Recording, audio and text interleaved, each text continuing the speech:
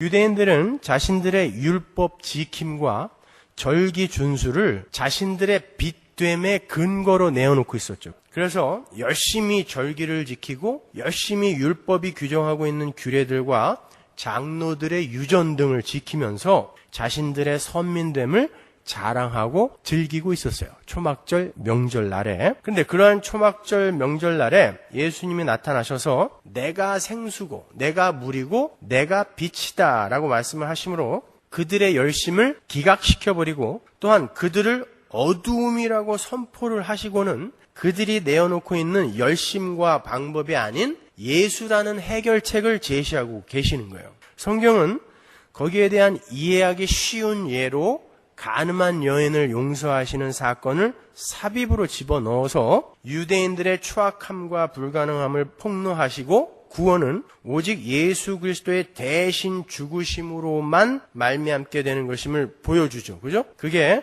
요한복음 8장 서두에 간음한 여인의 이야기였어요. 간음한 여인의 얘기가 어떤 이야기인지 잘 지금 생각나시죠? 그러니까 지금 유대인들은 계속 율법을 근거로 자신들의 의인됨을 주장하고 있고 주님은 계속해서 그들이 붙들고 있는 율법의 무용성을, 그러니까 인간의 가능성을 기각시키고 은혜로 초대를 하고 계신 거예요. 성경 전체의 내용이 그거예요. 인간의 가능성, 자기를 부인하고 은혜 뒤로 숨어라가 성경 전체의 이야기죠. 그죠? 특히 요한복음에는 그 은혜가 아주 오롯이 드러나 있어요. 자신들의 가능성을 주장하는 인간들에게 그들의 불가능함을 지적하시고 구원자 앞에 항복하라 라고 외치고 계신 거예요. 성경은 그러한 예수님의 가르침에 대한 증거로 여러 가지 에피소드들을 기록하고 있어요. 성경을 잘 보시면 지금 유대인들이 자신들의 의인됨의 근거로 제시하는 율법을 들어서 계속해서 살인을 시도하고 있음을 에피소드로 중간중간 넣고 있어요. 요한복음 7장 19절 이하를 보시면요.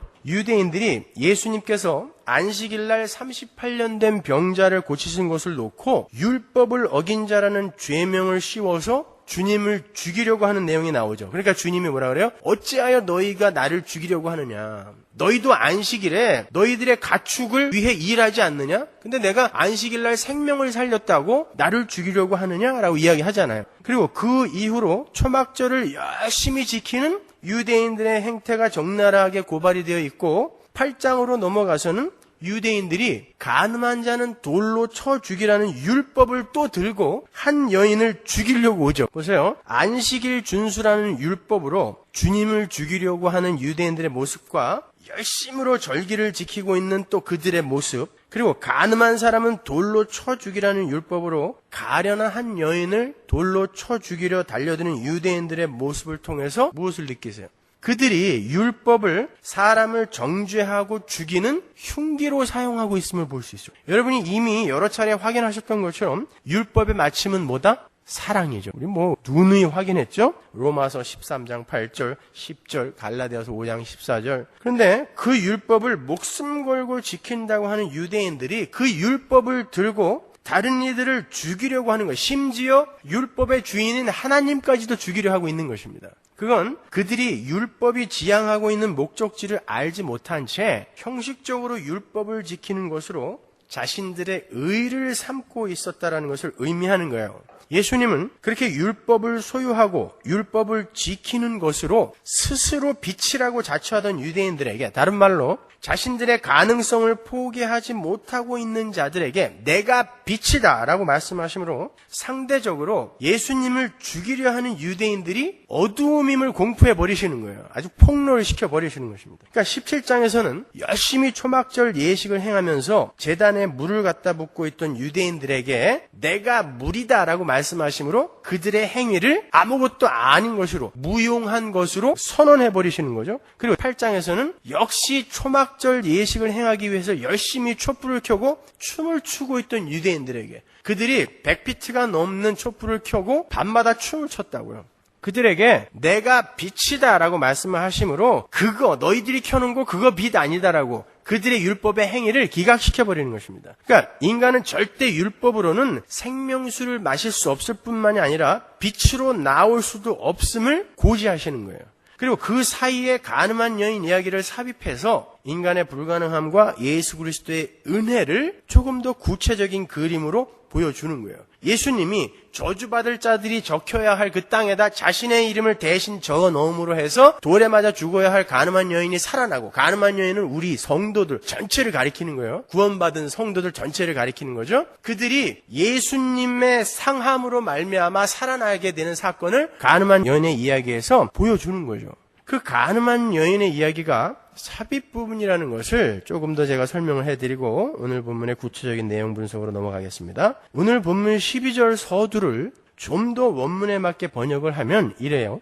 예수께서 다시 그들에게 말씀하셨다요. 헬라어 원문 그대로 직역을 하면 예수께서 다시 그들에게 말씀하셨다. 11절에서는 분명히 어른으로부터 아이에 이르기까지 전부 다 도망가고 그 여자와 예수님만 남았다라고 했잖아요. 가늠한 여인의 이야기가 마지막에. 근데 12절에서는 예수님이 다시 그들에게 말씀하셨다. 내가 빛이다. 이렇게 얘기했단 말이에요. 그러면 거기에서 그들이 누굴까요? 그 여자 하나밖에 안 남았는데 성경이 예수님이 다시 그들에게 이야기하셨다라고 성경이 기록하고 있단 말입니다. 거기서 그들이 누굴까요? 그리고 다시는 어떤 구절을 받는 말일까요, 여러분? 다시. 그럼 그 전에 이야기한 적이 있었다는 이야기인데 그 다시는 어느 것을 받는 말일까요? 그 12절은 7장 37절 이하와 연결이 되는 거예요. 여러분 이런 거 재미없다고 생각하지 마시고 나중에 성경을 여러분이 이렇게 제대로 이해하는데 큰 도움이 되는 거니까 지금은 별로 재미가 없어도 잘 들어두셔야 돼요. 연구하는 저는 얼마나 힘들었겠습니까? 그렇게 재미없는 표정으로 앉아있으면 제가 힘이 빠져서 못해요. 7장 37절 보세요. 명절 끝날 곧 큰 날에 예수께서 서서 외쳐 가라사대 누구든지 목마르거든 내게로 와서 마시라. 예수님께서 초막절 끝날에 내게로 와서 마셔라 라고 말씀하신 후에 당신의 생명수 되심을 설명하시는 내용이 나오죠. 그리고 8장 12절에서 다시 그들에게 말씀하시기를 내가 세상의 빛이다로 연결이 되는 거예요. 그러니까 7장 마지막 절부터 8장 11절까지가 삽입이에요. 그러니까 그 삽입을 쏙 빼고 이걸 이렇게 연결시키면은 그들은 바로 7장 37절의 그들이었고 다시는 내가 생명수다라고 말씀하신 그 구절을 전제하고 다시라는 단어가 나오는 거구나를 알 수 있잖아요. 그러니까 가늠한 여인의 이야기 그 삽입 부분은 그 이야기들을 양쪽에 있는 샌드위치의 빵 부분을 설명하기 위해서 설명용 그림으로 들어가 있는 거란 말입니다. 그러니까 양쪽에 있는 이야기와 그 가운데 있는 가늠한 여인의 이야기는 같은 이야기인 거죠. 히브리 사람들의 문학적 기법 중에 대표적인 기법이 뭐라고 그랬어요? 샌드위치 기법이라고 그랬죠. 그 맥락을 놓치지 마시고 오늘 본문으로 들어오셔야 되는 거예요. 그러니까 뭐예요? 전부 다 율법 아니야. 인간의 가능성 아니야. 너희들은 은혜로만 구원받을 수 있어를 이야기하는 거예요. 오늘 본문도 그 이야기예요. 길지만 그 이야기로 축약할 수 있습니다. 예수님은 12절에서 나는 세상의 빛이다 라고 말씀하시고 그 세상의 정의를 구체적으로 밝혀주세요. 요한복음 8장 12절 다시 볼까요? 예수께서 또 일러 가라사대 나는 세상의 빛이니. 요 구절만 읽으면 보편 구원론자들, 유니버설리즘을 주장하는 자들의 이야기가 맞는 것 같죠. 그죠? 나는 세상의 빛이다. 온 세상을 다 비추러 왔어. 나는 전부 다 구원해낼 거야. 이런 이야기 같지 않아요? 세상의 빛이다. 근데 그 뒤를 읽어보면 구분이 금방 가죠. 나는 세상의 빛이니 나를 따르는 자는 어두움에 다니지 아니하고 생명의 빛을 얻으리라. 그러니까 그 예수님이 세상의 빛이라고 말씀하신 그 세상은 누구예요? 나를 따르는 자, 그 자들만을 세상이라고 하시는 거예요. 그러니까 요한복음에는 세상이 두 가지로 쓰인다 그랬죠. 죄인들 전체를 지적하는 세상, 하나님을 대적하는 세상을 가리킬 때 세상, 코스모스라는 단어가 쓰이고 또 한 가지는 세상과 함께 저주받아 죽어야 할 자들 중에 세상이었었는데 건져진 세상들, 하나님의 백성들을 가리킬 때도 세상이라는 단어를 쓴다 그랬어요. 여기서는 후자죠. 그러니까 요한복음 3장 16절에서 하나님이 세상을 이처럼 사랑하사 독생자를 주셨으니 해서의 세상은 누구예요? 역시 후자죠. 하나님의 백성들. 하나님이 세상 전체를 사랑해서 독생자를 주시고 그리고 믿는 자는 구원하고 안 믿는 자는 구원 안 하고 이게 아니라 하나님은 그 세상이었다가 하나님의 선택에 의해서 세상에서 빠져나온 세상, 하나님의 백성들을 위해서 독생자를 보내신 거고 그들을 비추기 위해 빛이신 예수를 보낸 거예요. 그렇게 이해를 잘 하고 계셔야 됩니다. 그러니까 하나님은 보편 구원론자들의 주장처럼 예수님을 온 세상 사람들을 위해 그들을 다 구원하기 위해 십자가에 달아 죽이신 게 아닌 거란 말입니다. 주님은 그렇게 하나님의 택한 자들만을 위해 이 땅에 오셨어요. 나중에 17장에 가면 정확하게 나오죠. 그리고 그들은 예수님을 따르는 자들이고 세상은 세상에서 건짐을 받은 세상, 교회는 예수님을 따르는 자. 12절의 말씀에 의하면 예수님을 따르는 자들이고 그들이 빛이신 예수가 주는 생명의 빛을 부여받는 자들이에요. 그들을 비추러 오신 거예요. 그런데 지금 유대인들은 그 빛이신 주님을 따르기는커녕 죽이려고 하고 있죠. 그죠? 그러니까 예수님을 따르지 않는 그들, 예수님을 죽이려 하고 있는 그들은 누구예요? 어두움이죠. 그들이 죄인인 것입니다. 어두움은 자신의 어두움을 지적하는 빛을 절대 용납하지 않아요.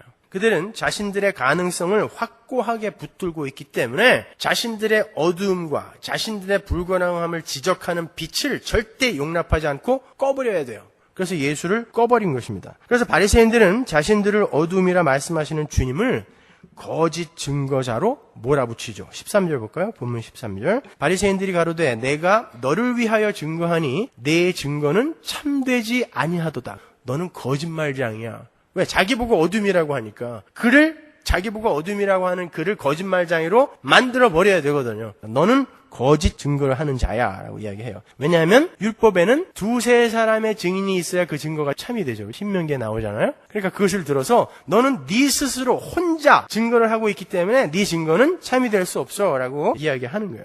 지금 바리새인들은 앞에서 본 것처럼 역시 율법을 들어서 율법의 주인인 주님을 거짓말장이로 몰아가고 있는 것입니다.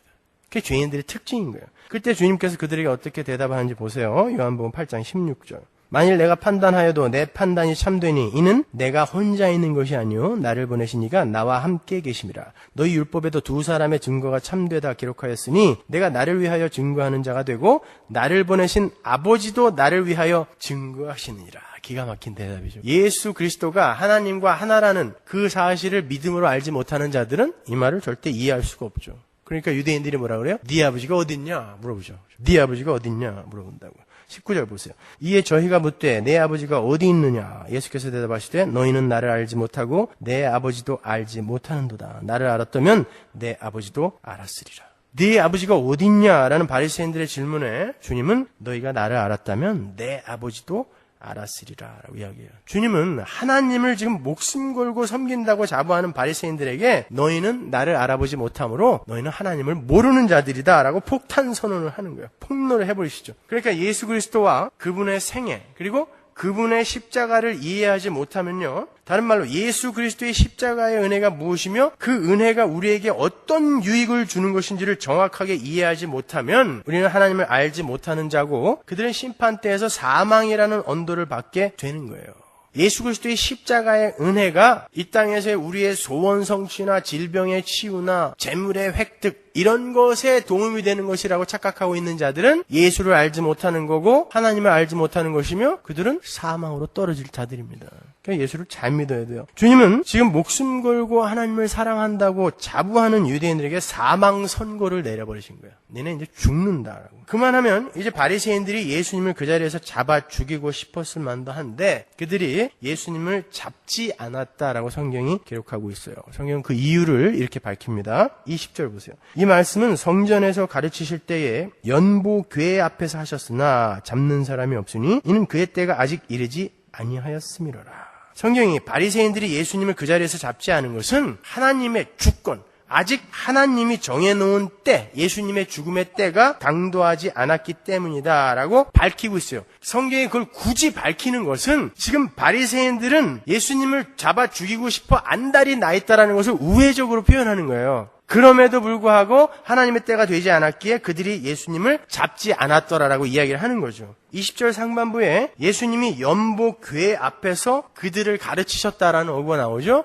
연보궤는 어디에 놓여 있어요? 이방인의 뜰 다음 여인의 뜰에 13개 연보궤가 있다고요. 예수님이 거기서 가르치셨다는 거예요. 그 여인의 뜰 바로 옆에서 산헤드린 공회원들이 모였어요. 그러니까 예수님이 지금 그 연보궤 앞에서 가르치셨다라고 요한이 기록하는 건 산헤드린 공회원들이 그 옆에 있었음에도 불구하고 하나님의 때가 되지 않아 그를 잡지 못하더라라는 것을 강조해서 설명해 주는 거죠. 그런데 설상가상으로 주님은 계속해서 시퍼런 율법의 칼날을 들이대면서 선민임을 자처하는 유대인들에게 너희는 너희 죄 가운데서 죽을 거다라는 독서를 2번이나 반복해서 이야기를 하세요. 지금 율법을 열심히 지키고 절기를 열심히 지키고 있는, 자기들은 목숨 걸고 지키고 있다라고 하는 그들에게 너희는 지금 죄 가운데 있으며 너희는 그 죄 가운데서 죽을 거야 라고 이야기한다고요.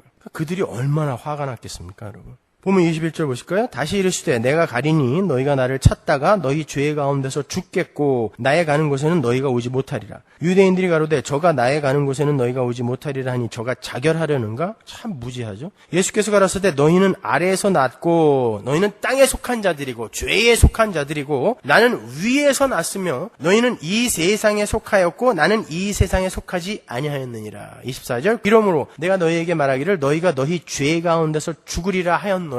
또 반복해서 이야기하죠. 너희가 만일 내가 그인 줄 믿지 아니하면 너희 죄 가운데서 죽으리라. 주님의 이 말씀은 율법을 가지고 율법으로 남을 정죄하고 살해하려 하는 그 행위 자체가 죄이며 그들은 그 율법으로 말미암아 오히려 죄 가운데서 죽게 될 것이다라는 엄청난 선포를 해버리는 거예요. 24절에 보면 내가 그인 줄이라는 어구가 있죠. 이게 에고에임이에요. 언제 나왔었죠? 풍랑이 있는 바다에서 예수님이 걸어오시면서 네로라 그랬잖아요. 거기서 에고에이미는 하나님의 이름이에요. 여호와의 이름. 주님은 지금 당신이 여호와 하나님임을 밝히고 있는 거예요. 그런데 내가 여호와 하나님임을 알지 못하는 자들은, 믿지 않는 자들은 너희 죄 가운데서 죽으리라 라고 이야기하는 거예요. 죄와 죽음의 관계를 지금 예수님이 새로운 관점으로 군중들에게 고지하시는 거예요. 예수님이 하나님임을 믿지 않는 게 죄고 그 죄의 대가로 오는 것이 죽음이다라고 얘기하는 거예요. 유대인들은 율법을 안 지키는 게 죄인 줄 알았어요. 그래서 열심히 율법을 지켰는데 예수님은 내가 하나님임을 믿지 않는 게 죄다라고 이야기한다고요. 우리가 죄라고 이야기하는 거, 사회법상, 윤리상, 도덕상 우리가 죄라고 규정하는 것들은 죄의 본질에서 나오는 증상들이죠. 감기가 걸리면 콧물이 나고 두통이 나고 하는 것처럼, 근데 감기를 고치려고 하지 않고 두통약만 먹고 콧물 멈추는 약만 계속 먹으면 그건 안 된단 말이죠. 감기를 고쳐야죠. 죄의 본질은 뭐예요? 하나님을 떠난 인간들이 자기들의 가능성을 믿고 그리고 자기들의 운명을 스스로 개척해 나갈 수 있고 운행해 나갈 수 있다라고 믿고 그런 힘이 자기에게 있다고 믿는 거. 그것을 죄라고 하는 것입니다, 여러분. 그러니까 인간이 하나님 절대 의존적 존재로서 하나님의 생명력을 받아 그분께 순종함으로 존재하고 또 거기서 행복과 기쁨을 느껴야 되는데, 아니야, 내가 왜 하나님 말만 들어야 돼? 나도 내 안에 힘이 있어. 그리고 나도 가능성이 있어. 내가 왜 무기력해? 내가 왜 무능력해? 아니야, 나도 내 인생을 운행할 수 있고 운전할 수 있어. 그리고 내 스스로 이 세상에 있는 힘을 쌓아 행복에 도달할 수 있고 구원에 도달할 수 있다라고 믿는 그 자체를 죄라고 그래요, 성경이. 거기에서 나온 것들이 이렇게 많은 죄의 증상들인 것입니다. 그 말은 이런 말이에요. 모든 인간은 죄인이며 불가능함과 무력함 속에 있는 가련한 존재예요. 하나님을 떠난 인간들은 아주 불가능함과 무력함 속에 있는 가련한 존재예요. 그런데 선악과를 따먹은 인간들이 얼마든지 자기들 스스로의 힘과 지혜를 이용해서 선에 이를 수 있을 뿐만이 아니라 행복에도 도달할 수 있다라고 믿었어요. 전능하신 하나님 앞에서 티끌인 인간이, 다른 말로 무인 인간이 자신의 가능성과 유로서의 존재 증명을 하려 할 때 성경이 그것을 죄라고 하는 거예요. 그러니까 성도는 이 땅에서 뭐 하는 거예요? 구원받은 성도는 나는 나띵이구나 인정하고 가는 거라니까요. 그러니까 그런 얘기를 하면 기분이 나빠서 견디질 못해요. 세상 사람들은. 내가 왜 무야? 난 선악과를 따먹었는데, 내가 내 힘으로 살겠다고 선악과를 따먹고 지금 여기 이렇게 당당히 서 있는데 왜 나보고 무라고 그래? 왜 나보고 불가능하다고 그래? 왜 나보고 무능력하다고 그래? 그렇게 기독교의 복음을 못 받아들이는 거죠. 성도는 선악과 따먹은 게 얼마나 큰 잘못인지를 깨닫고 하나님이 따먹지 말라면 안 따먹고, 죽어라 그러면 죽고, 살아라 그러면 살고, 먹어라 그러면 먹고, 자라 그러면 자는 게 왔다군요 깨닫고 가는 것입니다. 하나님 말 잘 듣는 게 참 행복에 이르는 길이군요를 깨닫고 가는 거예요. 그래서 하나님의 말씀에 순종하는 자로 이 땅에서 지어져 가는 거라니까요. 근데 하나님이 우리에게 나쁜 거 시키겠어요? 우리가 어떻게 하면 행복해질지를 하나님은 너무나 잘 알고 계시고 우리가 행복에 이르는 그 길에 필요한 것들을 우리에게 시킬 거란 말입니다. 근데 그 하나님께 순종하지 못하는 자들은 그 말을 안 듣고 계속 불행 속에서 살다가 사망으로 던져지는 거고, 세상에게 속아서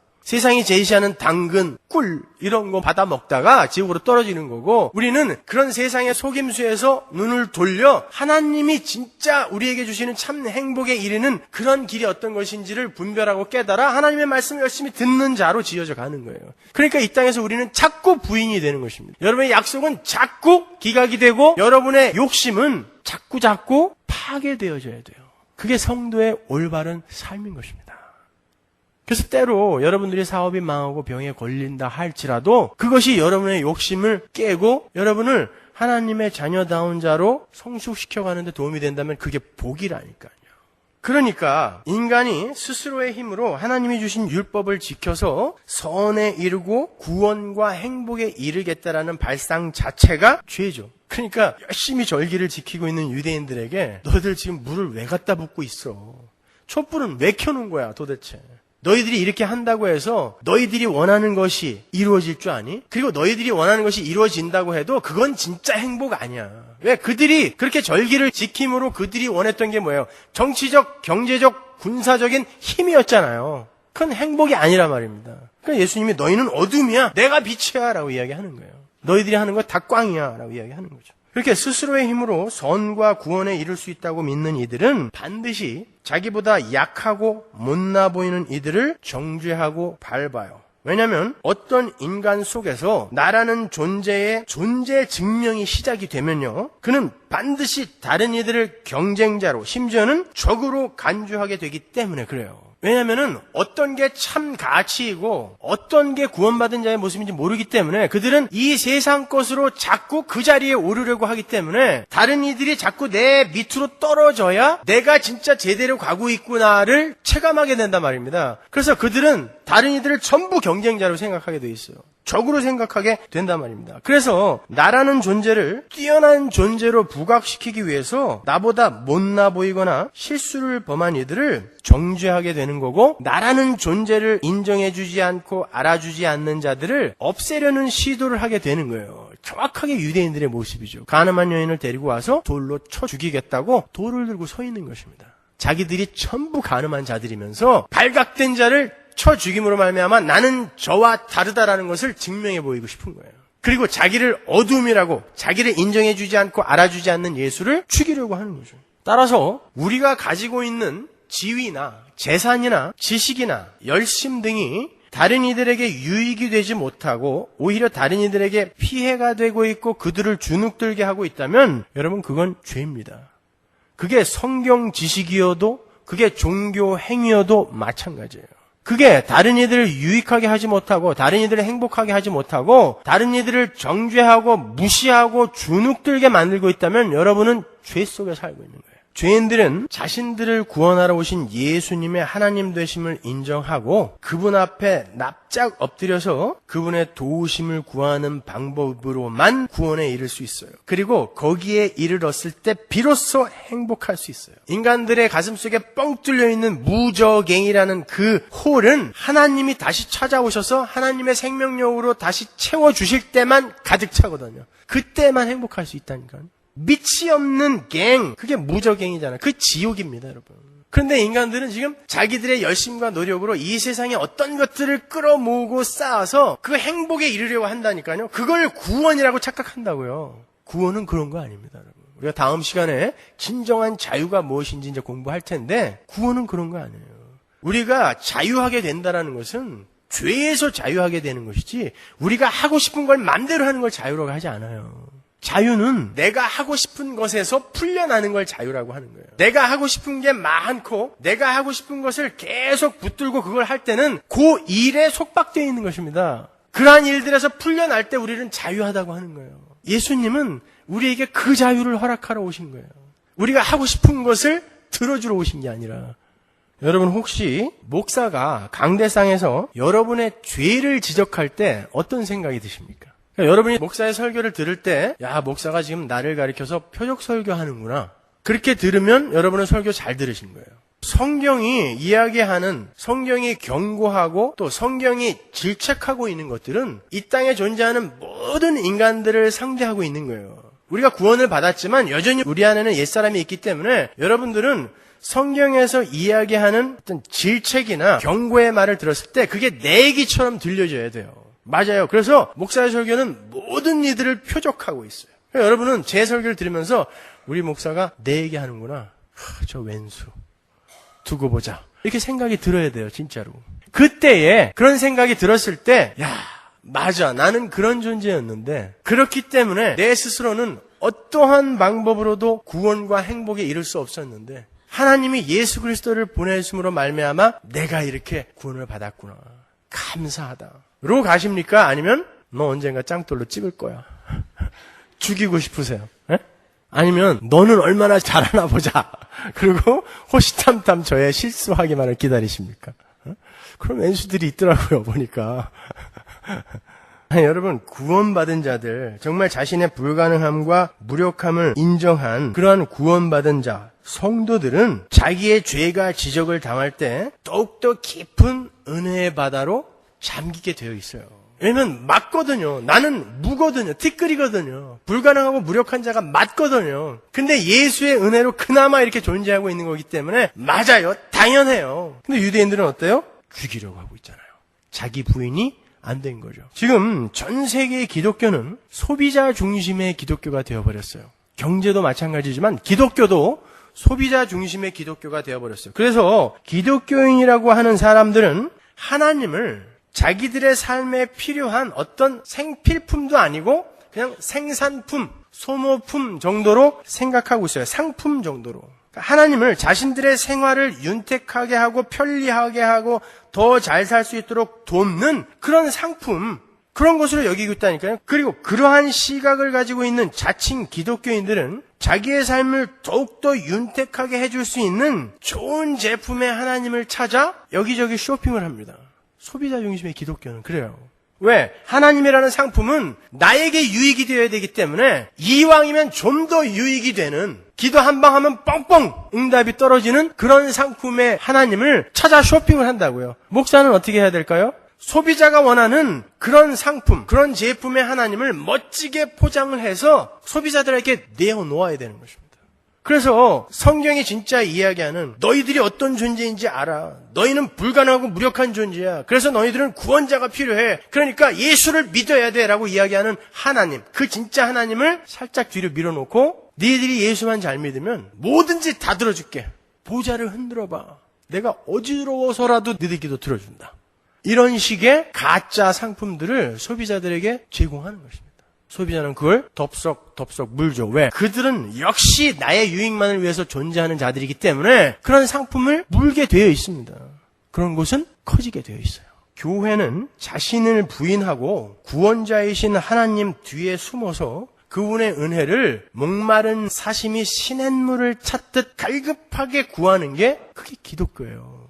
아까 우리 은혜와 기도했죠? 하나님 도대체 어떻게 해야 하나님의 뜻에 맞는 자로 성숙되어질 수 있습니까? 내가 나를 볼 때 너무너무 아직 부족하고 초라합니다. 하나님 나를 좀 도와주세요. 하나님의 은혜가 아니면 나는 도저히 살 수가 없어요. 그게 목마른 사슴이 시냇물을 찾는 갈급함이에요. 그런 고백을 할 때 너무너무 그게 절박하니까 울음이 터져 나오는 것입니다. 사슴은 목이 셀로판지처럼 돼 있어서 목이 마르면 붙어서 죽어요. 그러니까 사슴이 목마르면 목숨을 걸고 물을 찾는다니까요. 그렇게 우리가 하나님의 은혜를 사모하고 있냐고요. 갈구하고 있냐 말입니다.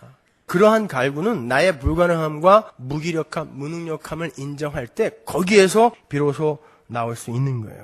유진 피터슨의 Doing Nothing, Being Useless, 아무것도 안 하고 쓸데없이 존재하기라는 아포리즘은 오늘날 이 소비자 중심의 기독교가 한 번은 곱씹어봐야 할 화두라고 생각해요. 그러니까 아무것도 하지 말라는 게 아니라 하나님 앞에서 나는 아무것도 할 수 없어. Doing nothing, being useless. 하나님 앞에서 나는 아무 소용이 없는 존재야. 먼지야, 티끌이에요. 그래서 하나님이 시키는 대로만 살아야 돼. 나는 아무 힘이 없기 때문에. 그게 여러분 우리의 고백이 돼야 되는 거예요. 이 세상에서. 꼭대기에 올라가려고 그냥 기어 올라가느라 그거 잊어버리면 안 돼요. 자꾸 꼭대기에 올라가려고 하다 보면 자꾸 여러분의 소원을, 여러분의 비전을 성취하려고, 여러분의 야망을 성취하려고 그렇게 살다 보면 doing nothing, being useless라는 이 아포리즘을 잊어버린다니까요. 주일날 말씀드렸지만 여러분은 여러분의 삶 속에서 열심히 사셔야 돼요. 최선을 다해서 사셔야 돼요. 그렇지만 그게 목적이 되면 안 된단 말입니다. 그 일을 통하여 내가 하나님의 자녀됨을 이루기 위해, 그리고 그게 하나님의 영광을 나타내는 길이고 하나님의 영광을 위하는 일이니까 최선을 다해서 하는 거지, 이렇게 해서 내가 이 땅에서 힘을 쌓기 위해서 한다를 목적으로 삼으면 반드시 불행해지게 돼 있어요. 우리는요. 주님은 그렇게 자기 자신의 불가능함과 무력함을 인정하려 하지 않는 유대인들에게 너희들은 지금 죄를 짓고 있는 거고 죄 가운데서 살다가 죄 가운데서 죽을 거야 라고 이야기하신다. 그게 죄예요, 여러분. 그러니까 오늘날 예배당에 앉아서 나는 예수를 믿어요 하는 사람들 중에 죄 속에서 살다가 죄 속에서 죽어갈 사람들이 얼마나 많아요. 그건 무시무시한 거예요. 하나님은 지금 계속해서 우리들에게, 성도들에게 나팔을 불고 계신데 그 나팔 소리가 들리는데 여전히 자기를 드러내고 여전히 잘난 척하려고 살고 있어요. 누가 조금 자기 무시하면 견디질 못해. 누가 조금 자기 인정 안 해주면 견디질 못해요. 그거 아니라니까요. 그런 사람들이 예수님이 이 땅에 오셔서 너 왜 이렇게 살아 임마 그러면 예수님 못 박아 죽인다니까요. 그 사람이. 그러니까 여러분 거기서 벗어나는 거예요. 우리는요. 그러니까 자꾸 내가 바보가 되어가는 거예요. 교회 안에서도 마찬가지예요. 뭘 그렇게 서로들 드러내려고 난리예요. 적어도 예의는 좀 갖춰줘야죠. 서로에게. 나만 잘나고 나만 드러나면 되는 거예요? 나만 인정받으면 되는 거예요? 그거 아니잖아요. 여러분, 우리는 내가 부인되고 감춰줘도 상대방이 드러나게끔 그 자리로 초청받은 자들 아닙니까? 많은 분들이 저한테 그게 논리적으로는 되지만 삶으로는 안 돼요. 언제까지 그 얘기를 할 거냐고요. 언제까지. 이제는 손발을 움직일 때가 되지 않았습니까? 여러분? 많이 배웠잖아요. 우리. 언제까지 논리적으로는 돼도, 지식적으로는 돼도, 이론적으로는 돼도 그게 어떻게 사람의 삶으로 가능해요. 사람의 삶으로 그 삶을 살다 간 사람들이 있지 않습니까, 여러분? 왜 우리가 안 돼요? 그렇게 다른 것으로는 전부 잘난 척하기 좋아하면서 왜 신앙으로 잘난 척할 생각은 안 하십니까? 나 이 정도 하고 있어라는 그거 한번 보여주고 싶은 사람, 그런 사람들을 찾고 싶어요, 정말. 그게 참 성도의 삶 아니겠습니까? 뭐가 성도의 삶이에요, 도대체? 죄의 삭은 사망이에요. 사망이라는 것은 인간 측에서 그 어떤 귀한 것을 내어놓더라도 극복되어질 수 없는 거예요. 인간의 문제는 사망이에요. 딴 게 아니에요. 인간의 문제는 무슨 가난하고 병들고 못 배우고 이런 것들이 아니라 인간의 문제는 사망이에요. 사망. 근데 그 사망을 뭘로 이길 수 있을까요, 우리가? 노벨 평화상을 받은 수많은 위인들이 있는데 그들을 전부 모아놓고 당신들 인류를 위해 참 좋은 일 많이 한 거 안다. 그 머리를 맞대고 사망을 한번 이겨줘 라고 부탁하면 사망 이길 수 있나요? 노벨 평화상 받은 사람들 다 모아놓으면 그들이 한 업적들을 전부 모아서 자, 요 업적을 갖고 한번 사망을 이겨보자. 가능한가요? 안 되죠. 그러니까 인간의 힘으로는 도저히 안 되는 거예요, 사망은. 그죠? 사망은 뭘로만 이길 수 있어요? 예수 그리스도의 십자가를 믿는 믿음으로 이길 수 있어요. 그러니까 은혜 뒤로 숨는 방법밖에 없는 거예요. 사망은 인간의 힘으로는 어떤 방법으로도 이길 수 없기 때문에 하나님의 은혜를 바랍니다라는 그 은혜 뒤로 숨는 거예요. 거기에서 사망이 이김에 삼킨 바가 되는 것입니다. 그러니까 사망은 오직 한 길, 예수 그리스도의 은혜를 의지하는 nothingness의 고백에서만 극복될 수 있는 거란 말입니다. 인간이라는 존재는 평화를 위해서 무기를 비축해야 하는 모순덩어리예요. 누가 미국을 세계의 경찰 국가로 임명했는지 모르겠지만 미국이 세계의 평화를 붙들기 위해 미국이 하는 일이 뭐예요? 무기 비축하는 거예요. 평화를 위해서. 훌륭한 자녀 양육을 위해서 교활함을 가르쳐야 돼요. 내일 시험인데 오늘 혼자 사는 아이의 이삿짐을 날려주고 온 아이를 엄마가 호되게 야단쳐서 너 그따위 정신으로 어떻게 이 세상을 살아가려고 그래. 그래서 그 아이가 자살한 사건이 얼마 전에 있었습니다. 하도 엄마가 닥달을 하니까 아이가 아파트에서 떨어져 죽어버렸어요. 내일 시험인데 혼자 사는 애는 혼자 이삿짐 날려라 그러지 네가 뭔데 거기 가서 그걸 날려주고 와. 너는 내일 시험을 준비해야지 밥통 같은 놈아. 얼마나 나무랐으면. 그런데 예배당 안에서 그리스도인이라고 하는 부모들도 아이들을 그렇게 가르치지 않아요? 현명하게 자라라 제발. 네 밥은 네가 찾아 먹어야지. 왜 너만 남을 위해서 살려고 그래? 여러분 보세요. 우리가 이런 존재예요. 인간들은. 하나님을 알지 못하는 인간들이 스스로의 지혜를 의지하여 내어놓는 모든 종류의 선은 전부 죄예요. 잘 생각해 보세요. 하나님을 알지 못하는 모든 인간이 내어놓는 선처럼 보이는 모든 것들은 전부 죄예요. 성도라고 하는 사람들조차도 훌륭하다는 기준을 인격적인 성숙에 두지 않고 어떻게 하면 손해보지 않고 어떻게 하면 남을 더 넘어뜨리며 남 위에 올라서는가 하는 것을 기준으로 삼고 있어요. 그걸 훌륭하다고 합니다. 오늘날 세상은. 그렇잖아요. 예수를 알지 못하는, 아니 예수를 의지하지 않는 인간에게서 나온 그 어떤 손해 보이는 행위도 결국에는 자신의 손해와 상황 앞에서 그 한계를 드러내기 마련이에요. 왜냐하면 이 땅에 태어나는 모든 인간은 날 때부터 자아숭배 교에 빠져서 태어나기 때문에 그래요. 모든 인간은 이 땅에 태어날 때부터 자아숭배 교에 빠집니다. 나를 숭배하는 자. 우상숭배도 결국은 나를 숭배하는 겁니다, 여러분. 거기서 빠져나온 자들이 하나님을 숭배하는 자들이에요. 하나님을 숭배하는 자 이외에 전부 나머지는 자아숭배하는 자들이에요. 나 숭배하는 자예요. 나만을 위해서 사는 자들이기 때문에 그래요. 그래서 아무리 선해 보이는 행위를 해도 그 인간은 죄 속에 살다가 죄 속에 죽는 거다라고 주님이 이야기하시는 거예요. 성경이 그렇게 이야기하니까 말씀드리는 거예요. 아니 이순신, 간디, 공자, 맹자 이런 사람도 그러면 그렇단 말입니까? 그럼요. 성경이 그렇게 이야기하고 있잖아요. 아무리 훌륭한 일을 많이 하고 가도 아까 신문 보니까 어떤 선교사님이 자기는 슈바이처를 제일 존경한다고 그러는데 그래서 평생을 슈바이처처럼 살겠다. 그 마음은 어떤 마음인지 알겠어요. 그렇지만 슈바이처는 예수님을 하나님의 아들로 인정 안 한 사람이지 않습니까? 그가 평생을 아프리카에서 부재와 봉사와 섬김의 삶을 살았다 할지라도 그는 죄 속에 살다가 죄 속에 죽은 것입니다. 모든 인간은 절대 자기의 손해와 상함 앞에서 연극은 할 수 있어도 진심에서 우러나는 선을 행할 수 없기 때문에 그런 거예요. 오직 예수를 아는 자들만 그 삶을 살 수 있어요. 그러니까 여러분이 얼마나 위대한 존재인지 아십니까, 여러분? 1959년에 미국 캔사스주에서 일가족 살인사건이 났었어요. 그때 오헨리상을 2번이나 받았고 티파니에서의 아침을이라는 그런 책을 전 세계적으로 히트시킨 트루먼 카포티 아시죠? 그 트루먼 카포티가 그 칙칙한 범죄 현장을 취재하러 내려간 일이 있었어요. 그럼 뭐 다른 이유가 아니라 트루먼 카포티가 넌픽션 소설을 쓰기 위해서 자료를 구하러 간 거예요. 그래서 그의 그 유년기 때 친구인 앵무새 죽이기의 저자인 하퍼리하고 같이 캔사스주로 내려가요. 이미 그때 굉장히 유명한 사람이었고 굉장한 부자였는데 아주 오랜 시간 그 범인을 취재하죠. 취재를 하면서 In Cold Blood라는 책을 써나간다고. 소설책을 써나가요. 나중에 그 책은 500만 부 이상이 팔렸어요. 그 당시에. 엄청난 분량이죠.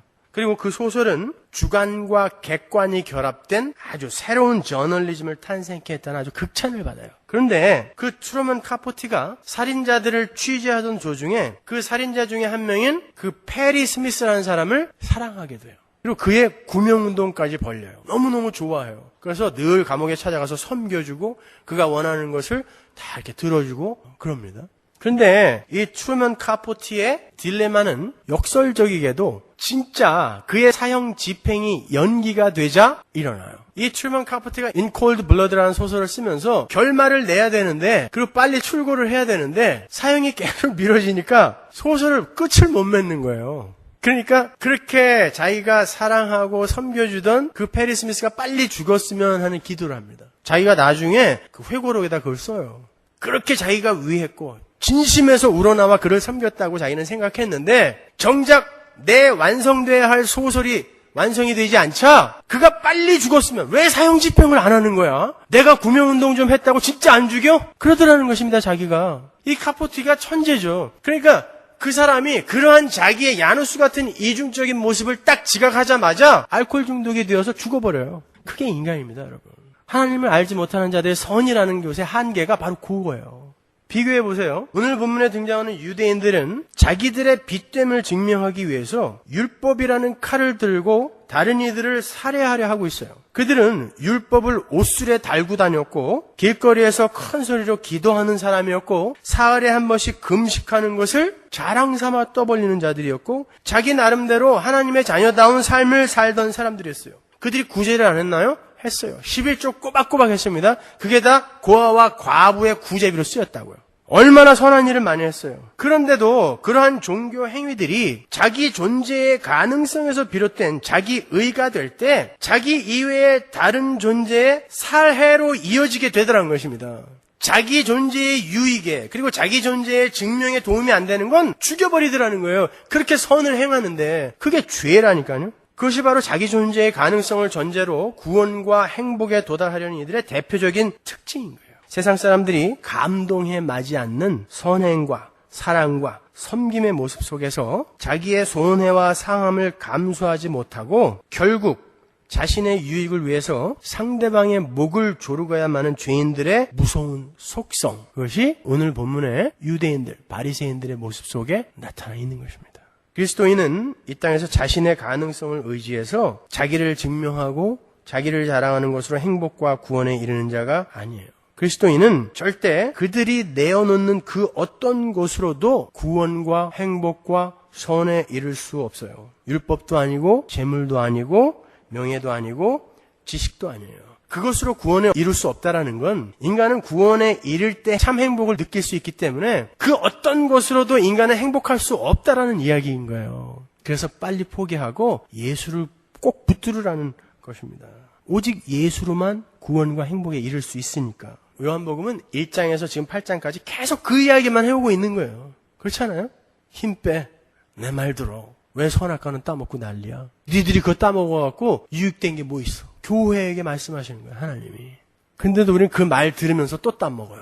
왜 안 돼? 왜 내가 이 세상 것으로 행복에 이룰 수 없어? 돼. 예수를 믿는다는 사람들도 그런다니까요. 그러니까 선악과 따먹는 거 어렵게 생각하지 마세요. 자꾸 내가 내 힘으로 이 세상 것으로 나를 증명하려고 하는 것이 선악과 따먹는 거예요. 우리 이야기할 때 아담이 선악과 따먹은 건 무슨 쳐죽일 죄를 지은 것처럼 이야기하면서 자기가 수시로 따먹고 있는 거는 감지를 못해요. 내가 내 존재를 증명하기 위해 남들과 다투고 남을 밟는 거 선악과 따먹는 거 아닙니까? 근데 아담만 맨날 죽일 놈이래. 자기도 여전히 계속 따먹고 있으면서. 얼마 전에 제가 웨스트민스터 신학교 구약학 교수님이 쓴 글을 읽다가 참 오늘날 상황과 어쩌면 이렇게 똑같은가 라고 생각하는 그런 글을 읽은 적이 있었어요. 그분이 출애굽기 23장 19절에 염소 새끼를 그 어미의 저주로 삼지 말라라는 그 구절을 해설하시는데 어쩌면 그렇게 오늘날 상황과 딱 맞아떨어진지 모르겠어요. 구약에 3번이나 반복되어 나오는 그 말씀은 죄인들의 맹목적인 그 만몬 숭배에 대한 진단임과 동시에 예견이고 그러한 죄인들에게 쏟아부어지게 될 하나님의 심판에 대한 경고의 말씀인 거예요. 고대 근동의 문헌에 보면요, 새끼 염소를 어미의 젖에 삶는 것은 풍요를 위한 우상 숭배의 관습이었어요. 그렇게 하면 풍요가 온다. 그런 공식이 있었다고요. 죄인들은 이 땅에서의 풍요를 얻기 위해서, 다른 말로 이 땅의 것들을 이용해서 행복에 이르기 위해 최소한의 인도주의적인 예의도 포기하더라라는 것을 거기서 보여주는 것입니다. 정상적인 이성과 감정을 가진 사람이라면 새끼 염소를 잡아먹으면서 그 어미 염소의 젖을 짜갖고 거기다 삶는 거는 생각도 못한다고요. 너무 잔인한 일이잖아요. 하필이면 왜 그 새끼의 어미 젖에다가 그 새끼를 삶아요. 근데 인간은 풍요를 위해 그 일을 서슴없이 하더라는 걸 보여주는 거예요. 근데 보세요. 오늘날 늙고 처치곤란한 어미소들을 통째로 갈아서 새끼 송아지들에게 먹입니다. 어미를 통째로 갈아서 풀을 먹게 되어 있는 송아지들에게 어미의 고육분을 먹이는 거예요. 어미의 젖에다가 새끼 삶는 거나 새끼 송아지한테 어미의 고육분 먹이는 거나 뭐가 달라요? 그러니까 태초부터 지금까지 풍요를 위해 별짓을 다 하더라라는 것을 보여주는 것입니다. 근데 하나님이 뭐라 그래요? 야, 제발 그런 거는 하지 좀 마라. 최소한의 예의는 있어야지. 어떻게 새끼 염소를 어미 젖에다 삶냐? 어떻게 새끼 송아지한테 지 애미의 고육분을 먹이냐? 아무리 배가 고파도 엄마 아버지 죽여갖고 그 고기 먹여요? 그건 안 되는데 인간들이 풍요를 위해 맹목적으로 달려드는 인간들은 그 일을 하더라는 것입니다. 하나님이 그러는 거예요. 그런 거 하지 마. 풀 먹게 돼 있는 송아지한테는 풀만 먹여, 왼수들아. 하나님이 성경에서 심판의 단골 메뉴로 쓰시는 게 뭐예요? 온역, 뭡니까? 전염병. 광우병이 전염병이죠. 왜 생겼어요? 하나님이 하지 말라는 거 하면 하나님이 심판하시는 것입니다. 그러니까 광화문 앞에, 시청 앞에 수많은 촛불 부대를 보면서 여러분, 야, 참 한국 정부 반성해야 돼. 이러고 가는 게 아니라 오늘날 교회 반성해야 돼. 그 광화문 앞에 수많은 촛불은 교회야 봐라! 라고 하나님이 우리에게 보여주시는 것입니다. 세상 사람들은 그 촛불의 의미를 몰라요. 너희들이 하나님이 하지 말라는 거 하니까 하나님이 이렇게 온역으로 전염병으로 치고 있잖냐. 심판이 이렇게 이 세상에 쏟아지고 있는데 교회야 너희 뭐하고 있냐. 촛불 집회한다고 맞불 집회하고 이런 거 하지 말고 하지 말라는 거 하지 말어 이야기하는 거예요. 왜 교회가 여전히 물질주의에 그런 실용주의에 빠져서 세상과 똑같이 걸어가고 있어. 진리는 어떻게 되든 말든 경제만 살리면 다냐? 그 이야기하고 있는 것입니다. 진리는 어떻게 전해지든 말든 교회 경제만 살아나면 되는 것입니까? 그거 아니잖아요. 근데 국가건, 사회건, 교회건 전부 그 짓 하고 있는 거 아닙니까? 경제만 살리면 되는 거예요. 사람들이 어떻게 되든 말든. 그럴듯한 속임수 상품 내놔서 그거 덥석 물면 땡겨버리는 것입니다. 너는 교회의 경제의 유익만 되면 돼. 네가 천국 가든 지옥 가든 난 아무 상관없어. 여러분, 우린 영원한 생명을 걸고 신앙생활 하는 사람들 아닙니까? 똑바로 알고 똑바로 믿으셔야 돼요. 그리고 제발 어떠한 일을 할 때 한 번씩 생각해보고 하세요. 이게 진짜 성경적으로 맞는가 아닌가 고민들을 하시면서 사시라고요. 고민들을 하시면서. 구약에 나오는 온역, 전염병 이런 거는 아이고 무서워. 근데 지금 그 온역이 뭐 에이즈, 광우병, 조류독감 지금 막 나타나고 있는데 그걸 심각하게 보는 사람이 없어요. 어떻게. 구약시대에 그 하나님이 내려는 심판의 메시지는 어이구 무서워 그러면서 지금 자기에게 내려와 있는 그 심판의 메시지를 감지를 못해요. 제발 사랑하는 자로 지어져 가십시오. 다른 데 눈 돌리지 말고 사랑하는 자로 지어져 가세요. 그리고 하나님이 하지 말라는 건 우리 하지 말면서 열심히 살아보자고요. 그럼 거기서 행복이 있어요. 분명히 제가 개런티. 여러분, 성도는 풍요의 쟁취를 자기의 삶의 목적으로 삼아 살면 안 돼요. 그게 우리의 목적이 되면 우리는 정말 수단과 방법을 안 가리고 또 무슨 짓을 저질릴지 몰라요. 송아지한테 어미 애비의 육골분 정도가 아니라 이건 뭐 진짜 사람도 쌀만 먹일지 몰라요. 내 거 아니면. 풍요가 주는 매력은 그렇다니까요. 그런 거 말고 자기를 부인하고 자기의 손해와 상함을 감수하여 자기의 이웃의 유익을 구하는 그 삶을 한번 잘 살아내 보세요. 우리 교회는 그걸 지금 열심히 잘하고 있는 거 알아요. 그리고 열심히 애쓰고 있는 거 알고 그게 안 돼서 눈물 흘리고 통곡하고 하나님 앞에 부르짖는 이들이 많다는 거 제가 알고 있어요. 그렇지만 더 열심히 가야죠. 더 열심히. 다른 데 눈 돌리지 마시고 그 일 열심히 하다가 우리 천국에서 전부 만나서 우리 손에 손 잡고 우리 한 2000박 2001일 수련회도 하고 그러자고요. 거기서 영원히 사니까 요새도 이렇게 수련회 같은 데 가면 막 헤어지기 싫잖아요. 전부 모여서 거기서는 진짜 재미나게. 근데 그 일을 하기 위해서는 여러분이 이 땅에서 조금 아파하고 조금 고통스러워해야 하고 조금 손해 보셔야 돼요. 그거 잘 감수하고 거기 가서 좀 행복하게 살자고요. 기도하겠습니다. 기도하겠습니다. 기도하겠습니다. 기도하겠습니다. 기도하겠습니다. 기도하겠습니다.